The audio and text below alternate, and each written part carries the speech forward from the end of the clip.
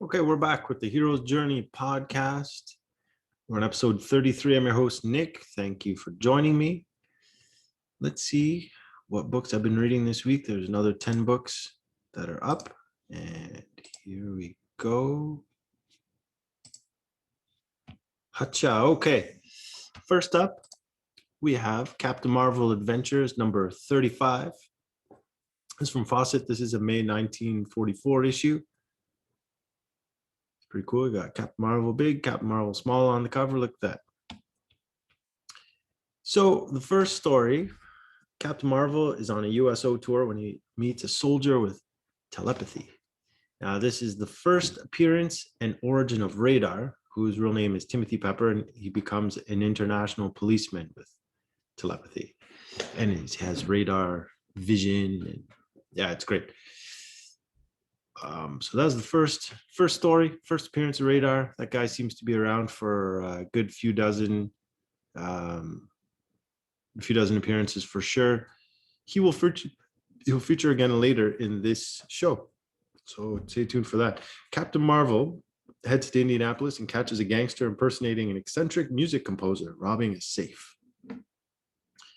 After that, Captain Marvel grows to visit Magno World, a place so large it makes Earth seem like an atom and seems to reflect events on Earth.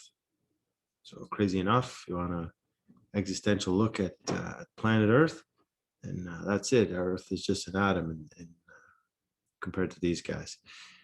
Finally, Captain Marvel repels an invasion on Scottish soil from Mr. Mind's floating island. Now, that's to be chapter 14 of 25 of the serial series. For this issue, you have a recent CGC 8.5 sale from June of 2020 for $336. Next up, Captain Marvel Jr. number 19. This is from Fawcett, May 1944. In the first story, Captain Marvel Jr. stops Captain Nazi and General Nippon from blowing up a dam. After that, Captain Marvel Jr. takes a job as an elevator operator in an effort to track down a couple of spies who've run into the building and are hiding out somewhere. Captain Marvel Jr. tracks down the ghost of the swamp who's trying to scare people away from land rich with oil.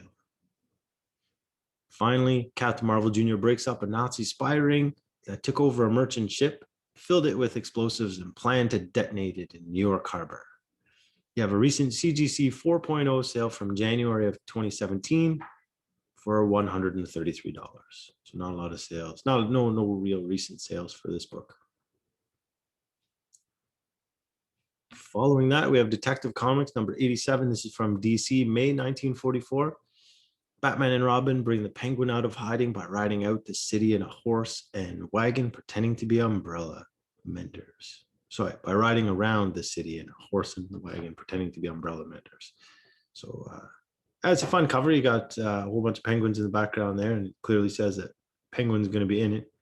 He's not technically on the cover, but his minions or his compatriots are on the cover. Fun one up. After that, Crimson Avenger and Wing get suspicious about a music box and find out that it opens a statue where smugglers hid their diamonds. You have a recent CGC 9.2 sale from November of 2020 for $4,320. It's a fair sum, I would say, for a 9.2 detective from the Golden Age. Next up, Flash Comics number 53, DC, May 1944.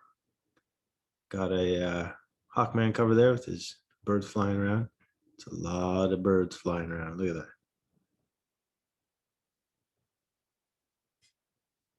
All right. Flash chases after the alchemist, who is using a little box that applies internal heat to melt the inside of locks. Johnny Thunder and Peachy Pet are still causing trouble in Berlin when their plan for sabotage attracts a lot of attention, and they end up back home. Now, in this story, Johnny Thunder receives an honorable discharge from the Navy. So this might be the last time that Johnny's adventures take place within the ranks of the Navy. Finally, Hawkman and Hawkgirl on the trail of Simple Simon, who uses basic everyday objects to commit his robberies. I think MacGyver would be proud of this guy with his, bubble gum, paperclip, kind of solving the pulling off crimes. You have a recent CGC 6.5 sale from December of 2018 for $314. Okay, next up is it's a slide. Now this is from Flash Comics number 53. Sorry, it's a panel from Flash Comics number 53. And so Hawkman's trying to track down this guy who's using all these simple objects to pull off the heist. And he tells the Hawks, okay, scatter to factories and other large stores that might have payrolls due. Yeah, because first of all, Hawks know what payrolls are. Second of all, how would they know when the payrolls are due? I mean, come on. You think these Hawks are flying around thinking, oh, that payroll must be due there. Yeah. I think he's giving his Hawks a little too much credit. That's a little silly. Anyway, spoiler, they did end up catching the bad guy regardless of the ridiculous instructions he's giving to Hawks. All right. Following that silliness, we have Marvel Mystery Comics number 55. Got the big red star on it. So it is the big book of the week. Big book of the week is the one that commands the most dollars out of the list of 10. Again, another timely book, another Alex Schomburg cover. This one does have bondage on it. I mean, you got a lot of people tied up in here. Notably, it's definitely a woman tied up. And of course, you got Human Torch and Toro flying around, busting a hole through the wall with their flames and being shot at. And someone's using a flamethrower on them, which seems kind of ridiculous. Anyway, another Alex Schomburg cover. Lots going on. It's great. Very interesting cover. All right, so in the first story, Human Torch and Toro put a stop to a diabolical plot by the Day and his time terrorists to blow up a building every hour in New York City. Submariner is caught in a man-made tornado that holds up a floating island to capture American naval troops and give them drugs to act and fight like Japanese soldiers. And these guys are all led by a Nazi named Black Snake. The Patriot rescues a Chinese VIP from the clutches of Japanese spies. Miss America uncovers the identity of the chain murderer who creates killers to prosecute as the assistant district attorney. And finally, the Angel solves the murder of a famous actress by Nazis trying to get military secrets. So for this one, you have a recent CGC 4.5 sale from May of 2020 for $1,100. So this would be, I mean, it definitely is good competition for that Detective Comics, the one that was 9.2 that sold for $4,320. But I figured if this was a 9.2, it would sell probably for good 5 figures. So that's what made it the book of the week. All right, after that, we have Master Comics number 50. It's from Fawcett. It's from May 1944. So if you're wondering about our buddy Radar, he ends up showing up in this comic here. But let's not jump ahead too far. The first story that I was reading is Captain Marvel Jr. dies and he fights crime in Ghostland. Then he's brought back to life by a shot of adrenaline. Because you can just do that. And then Radar, who is the guy who first appeared in the Captain Marvel Adventures issue, top of the podcast here, Radar heads to Berlin on his first mission as an international policeman and takes down a leader in the Gestapo. So this is the first Radar solo story. Captain Marvel does make an appearance in the story, and clearly is on the cover as well. But so what's interesting is that some places credit this issue as Radar's first appearance.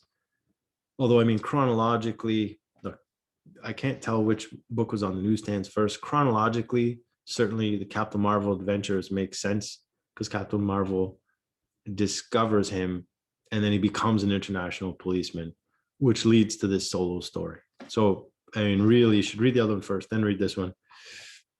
And it would all make sense for sure. So I would credit this as his first solo story. I would credit the other issue as his first appearance and origin. That's my 2 cents. You have a recent CGC 5.0 from September of 2020 for $99. Didn't even break 100 for a golden age. Have 5.0. That seems insanely low considering you have the first solo story for a character. And I think Nyoka, the Jungle Girl, makes her first appearance in Master Comics here. Not her first appearance overall, but first appearance in Master Comics. Guess it wasn't worth more. I don't know what to say. Okay, next up, More Fun Comics 97 is from DC. It's the May-June 1944 issue. Got a lot of archers on the cover there. Look at that. Green Arrow looks a little surprised. What's going on? Now, Green Arrow and Speedy, they're up against Professor Million and his well-trained bowmen as they pull off daring heists. After that, Johnny Quick and Tubby Watts are stuck in a blizzard in the far north, where criminals are taking advantage of the town being snowed in by swooping in with a helicopter for a heist. Dr. Fate is after an ancient Egyptian lamp that is said to be cursed by a pharaoh, but turns out to be fake. Aquaman is patrolling the Southern Sea, and he rescues a hermit from being kidnapped by his own relatives. Some guy just wanted, some rich guy just gave up on life, just wanted to go live a quiet life on a deserted island with some penguins. And his family said, nope, you're coming back. We want the jewels that you had. And they end up going to jail. He ends up going back to civilization because he said, oh, you know what? I guess civilization needs me and I'm not done with them. I'm going back. And then after that, the Spectre stops some crooks that use a ray gun that paralyzes people by making them anxious and nervous. And then Percival Pop accidentally helps. Honestly, these stories are so crazy. There's the juxtaposition between the two characters that just so polar opposite. The Spectre, who seems like a serious crime fighting guy. Percival Pop, who's just a bumbling moron. It just, I feel like it dumbs down the Spectre stories so much. You have a recent CGC 3.5 sale from September of 2018 for $186. What's next? National Comics, number 42, Quality, May 1944. Now, I didn't read the story, but this is the first appearance of the Barker. It's the guy in the front there with the, he's a circus frontman. So that's the guy you look at. So it's his first appearance. And then he gets his own solo story in this issue as well. But I didn't start reading about his character. Didn't seem to fall in line with what I'm trying to do here. The story I did read was about Quicksilver, who stops a runaway train and catches some murdering thieves. Now, what's really interesting about this book is that the most recent CGC sale I could find was a 9.6 from August of 2012. So about 10 and a half years ago. And this was for $869. So you have a Golden Age Comics 9.6 that sold for $869 about 10 and a half years ago. Now, or 9.5 years ago, 8.5 years ago, well, whatever my math is, 8.5 years ago. Just do the math. Now, what I find really interesting is that there's only 3 copies of this issue on the CGC census. 2 of them are 9.6 and 1 is a 9.4. That's it. 3 copies. 2 9.6, 1 9.4. Nothing lower than a 9.4. That is insane for a comic that is that old.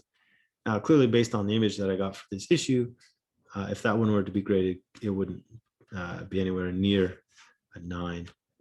Since there's a chunk missing out of the top right, it looks like it's got some wear. And that may be the least of its worries. But I mean, does that mean this book is crazy rare? Maybe. Does anybody care about Quicksilver inside, Barker on the cover? Clearly Barker's first cover since his first appearance. I don't know. Does anyone care? I don't know.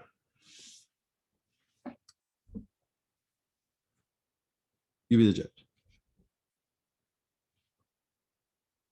All right, following that, we have Police Comics number 30. This is from Quality, May 1944.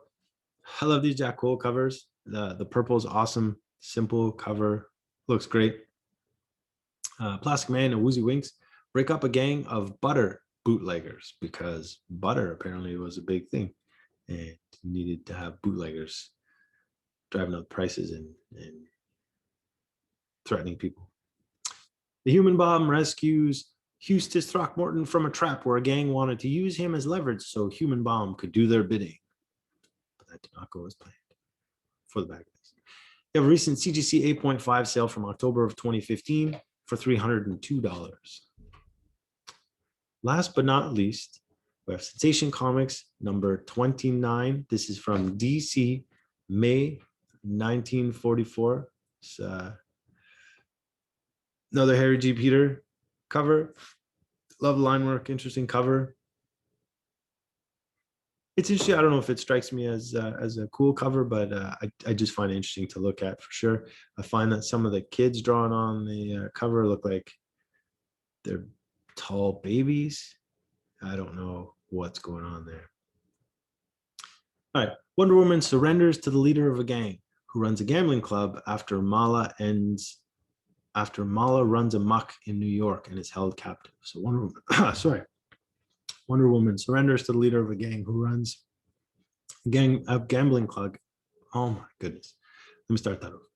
Wonder Woman surrenders to the leader of a gang who runs a gambling club after Mala runs amok in New York and is held captive. So Mala unwittingly left Paradise Island and shows up in New York and doesn't understand man's world, and she ends up tipping over boats and stopping trucks with her bare hands, and she's causing all sorts of mayhem and trouble unwittingly. She doesn't do it on purpose, just doesn't understand how the place works. So this was the first time Mala leaves Paradise Island this is the first time Mala leaves Paradise Island, but she left involuntarily, so it doesn't go against their goddess's wishes or decrees or whatever. And Wonder Woman discovers the chains welded by men between the two different girls' bracelets become unbreakable. So if you've been following along, or if you've been reading the Wonder Woman stories, anytime a man welds chains to Wonder Woman's bracelets, they are unbreakable, and Wonder Woman can't break free. And now she discovered that if a man welds a chain to her bracelet as well as another girl's bracelet, that chain will also be unbreakable. So there you go. Keep an eye out for that in the future stories. Mr. Terrific has his hands full taking down gangsters when the word gets out that an old professor of his has created a machine capable of making diamonds. Of course, there's a concern there that if you make diamonds, then you wipe out the value of the existing diamonds in the world. It's just supply and demand, right? Just get rid of the supply increases too much, demand won't be able to keep up, prices plunge, simple economics. Wildcat tries to keep up with criminals after Stretch Skinner publishes stories about how to commit crimes. So Stretch Skinner put away him and Wildcat had put away all the criminals. Ted Grant didn't have an upcoming boxing match, so they got bored. Stretch Skinner decided to publish some stories in a magazine, and the criminals were like, hey, great, this is a blueprint for committing crimes. And there were some pretty outlandish ideas, but they all seemed to pan out, and Wildcat had to struggle to keep up and then get ahead of the criminals. A recent CGC 5.5 sale from March of 2020 for $312. And with that, that is the last issue of the podcast. So that's all 10 issues. Thanks very much for watching. Appreciate you watching so far. Please, if you stumble upon this podcast, subscribe, comment, like it. Let's get some dialogue going and some chat. And see everyone next time. Thanks.